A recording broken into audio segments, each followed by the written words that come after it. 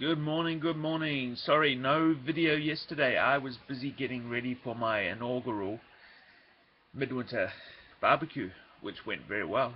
Thank you. Today, Ukraine. Let's talk about Ukraine. I've seen it popping up in the news, so I thought I would do another little talk about Ukraine. 3 articles, as always, and the transcript and the links will be up tomorrow. Okay, the first article is a very sad article about Komuna.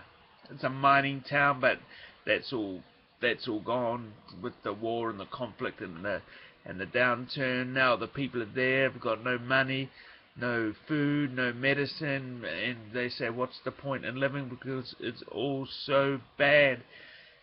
What this points out is that yes, at the moment Germany and France are trying very hard to broker a peace deal, but even if they're successful once that's done, what happens to Ukraine? I mean, the place is so many parts of it is so shot now that there's so much money and investments needed to get it back to what it was, and then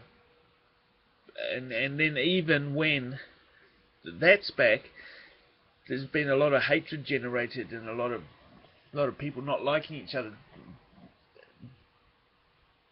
generated. So there's a lot of fixing of that to do. This whole Ukraine thing, it wouldn't have propaganda, arms, finance. Those 3 things have made this as big as it was. If it didn't have all those 3 things, then this just would have been a not such a big deal. But you've got Ukrainian rebels, the separatist rebels. They are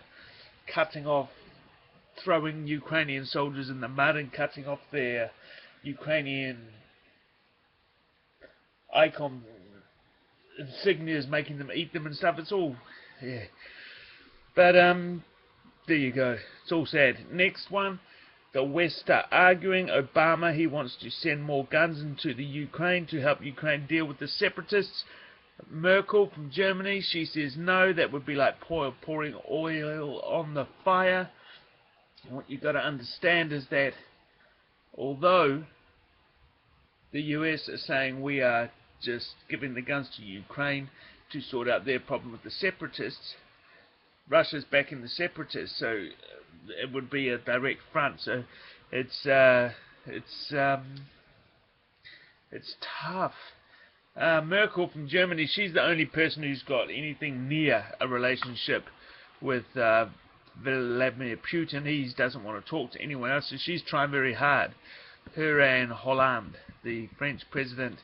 For me, what looks good is that the rebels and the Ukrainian army, they agreed on a humanitarian corridor, which is they agreed to stop fighting. There were a bunch of people stuck with no food and no heating. They couldn't get out because of the fighting.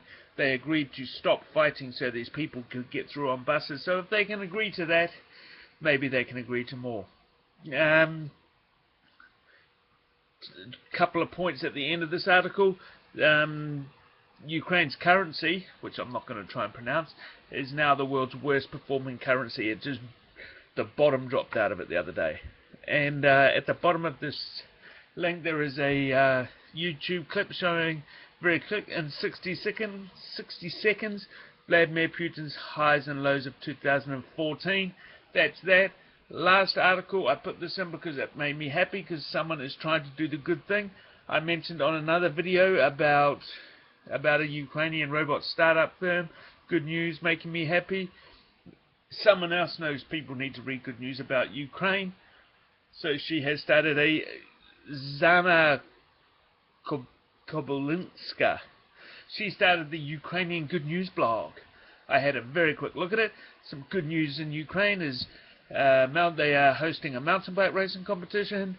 One of their students won the International Polish Student Contest winner, and Tunisia is now visa-free for Ukrainians.